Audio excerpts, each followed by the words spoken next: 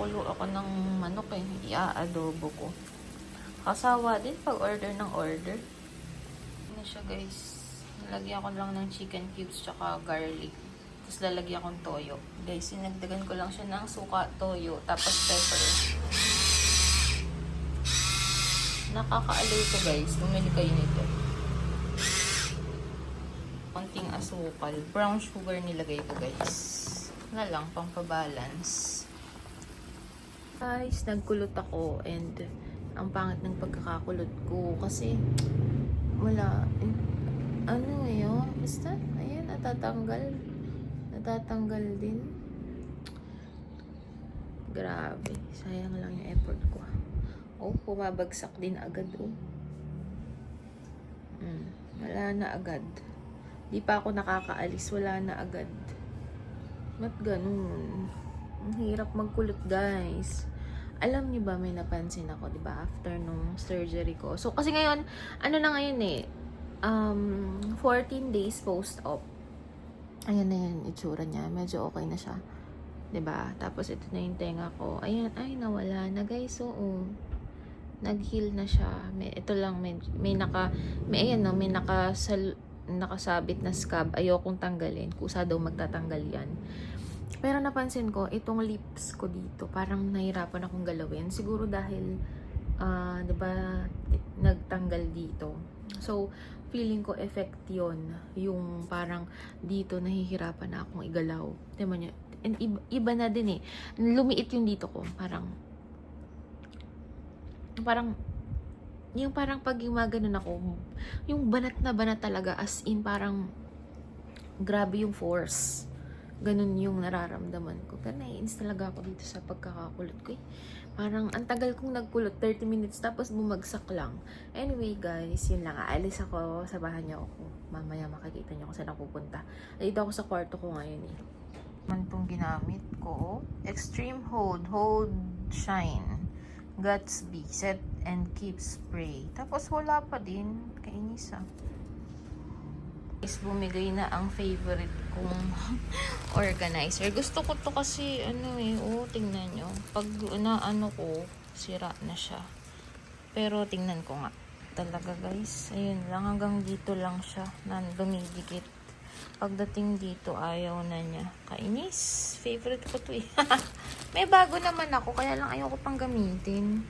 Anyway, ito yung mga dala ko guys. Set, extra shirt, panty, pang tulog, and yung susuotin ko bukas, nakapants ako and nakaparang jacket kasi may pupuntahan kami tapos hindi na ako magbibihis, dire-diretso na. And then yung mga pang nose ko, cotton buds, yan. Kasi ano lang naman, overnight. Tapos bukas umaga babalik din. Sumara siya, nung binigla ko siya, sumara siya. Dito lang, ayan. Okay na yan. Delivery for today, KFC. With iced tea. 4 pieces lang yan. Motor tong kapatid ko ito. Kontrang-kontra pa ako dyan. Kaya lang di rin napigilan. Nilalaban ng kapatid ko yung ano ko, damit ko. Tapos ako aalis.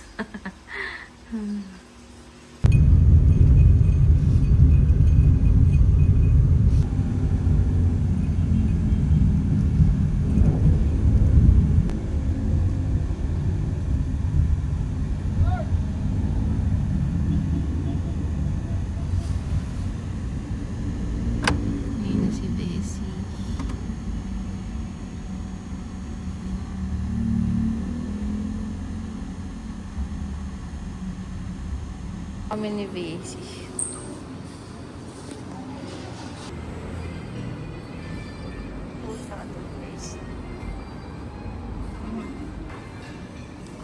Utusan ko si Basi. Binigay ko tong sapatos ko na to sa kanya. Ganda, bagay sa kanya. Sa akin kasi hindi. Yan yung pusa, oh.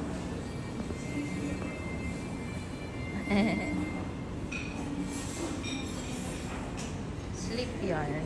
Dito kami guys sa Ramada. Ramada din yung hotel namin sa New Zealand.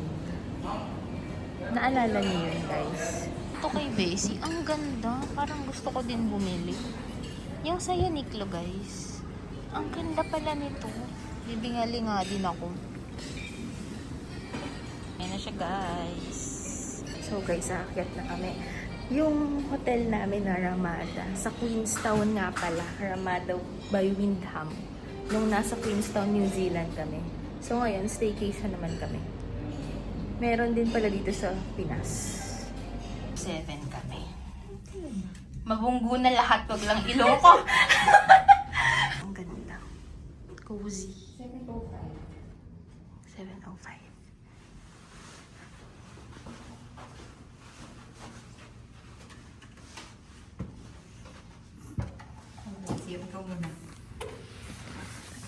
Siyempre ako muna kasi kailangan ko ma-video ang mga bag. Ay, parang ganito din dun. Diba? Parang same feels. Yung madilim. Pero mas Ay, hindi. Ang naalala ko, yung madilim, yung sa... ay, magkaiba yun. Ano yun? Yung sa city? Auckland yun. Auckland. Iba nga, iba. Iba. So guys, ayan na siya. Dalawa yung bed.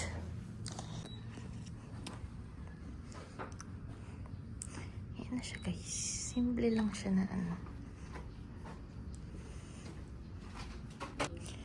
Ayan ang view. Ay, ayan. Hindi masyadong maganda yung view. Hindi masyadong kita yung building, guys. So, wala tayong masyadong view. Aba, may solar na sila, oh. Social. Ano daw yun? Inner clubs. Ah, yun yung SM ano eh. Ano? SM Air. Di ba yan yun? Hindi. Aura? Air. Hindi ko alam na may SM Air. Air ata yun. Ah, may bago na pala. Yun. May bago na palang SM, guys. Hindi tayo updated sa mga bagay-bagay. CR. Tingnan pala natin yung ano, guys. Bathroom. Okay naman siya. Pwede na. Walang nangyari sa buhay ko kung hindi kumain. Walang exercise, walang lakad. Yan, yung sa Guinea, mababawasan yan. May bidet naman. And ito na yung ano nila. Tapos, may extra ano naman na, may blower.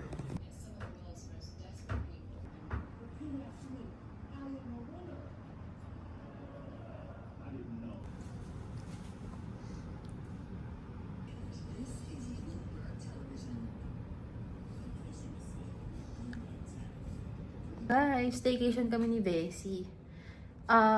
Kasi dapat nakikita kami. Kaya lang, parang natatakot siya para sa ilong ko. So, very considerate. Thanks, Bessie. So, natatakot siya para sa ilong ko. So, natatakot si Bessie para sa ilong ko. So, sabi niya, mag-staycation na lang kami para nasa loob lang kami. Pero, guys, nakakatakot din talaga. Kasi, alam niyo, parang konting ganun lang. Konting hawakan mo. Makirot siya, parang may pasa.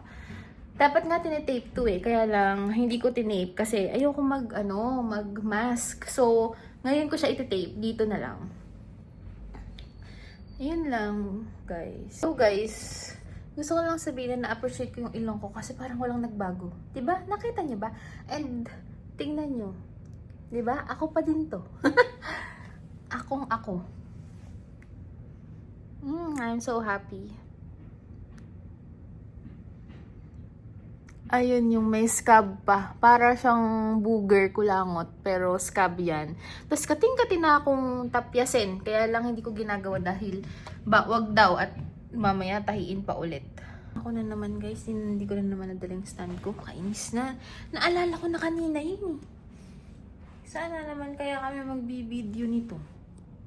Yung kama ko. Ito yung kama ni Bessie. Mag-order kami, guys. Kinuha ko. So, akit na tayo.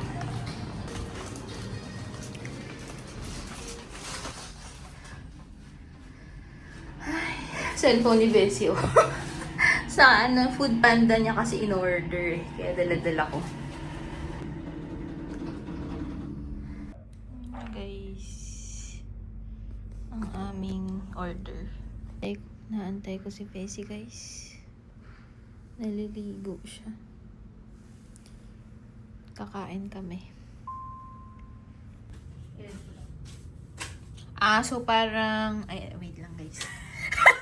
So, ito yung food namin ni Bessie. Si Bessie sandwich. Akin chicken to.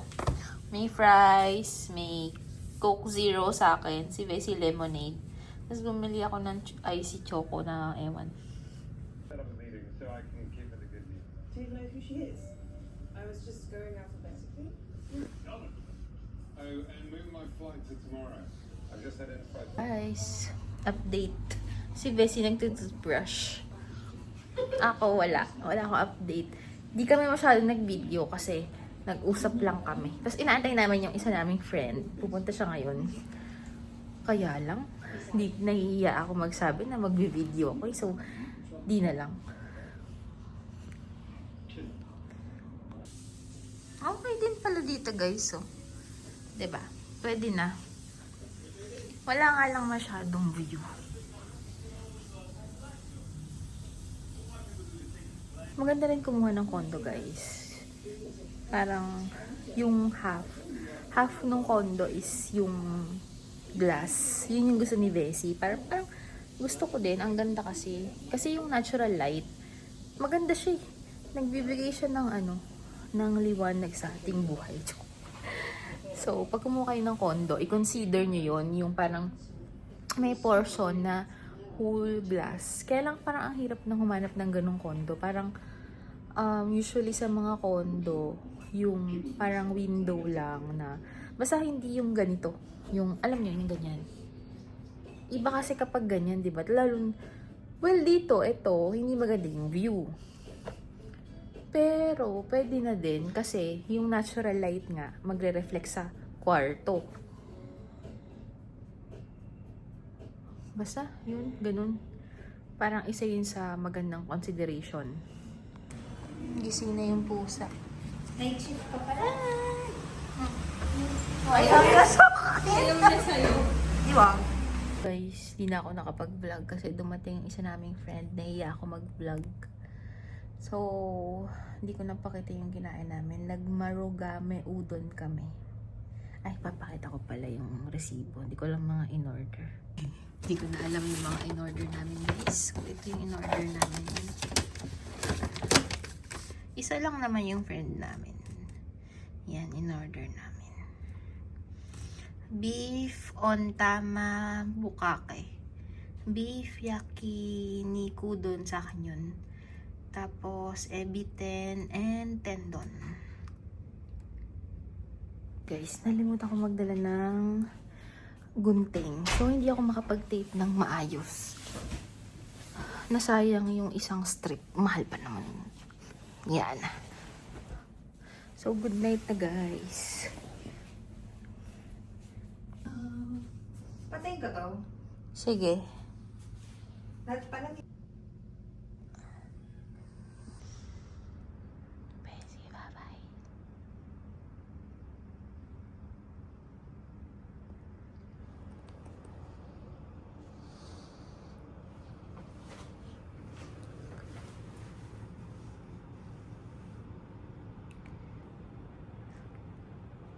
Alis na ako, guys. Sa bahay na ako mag-blower. Magsisimba kasi kami. Kaya ang aga kong umalis, 6:30. Hindi na ako nagpaalam kay Bessie kasi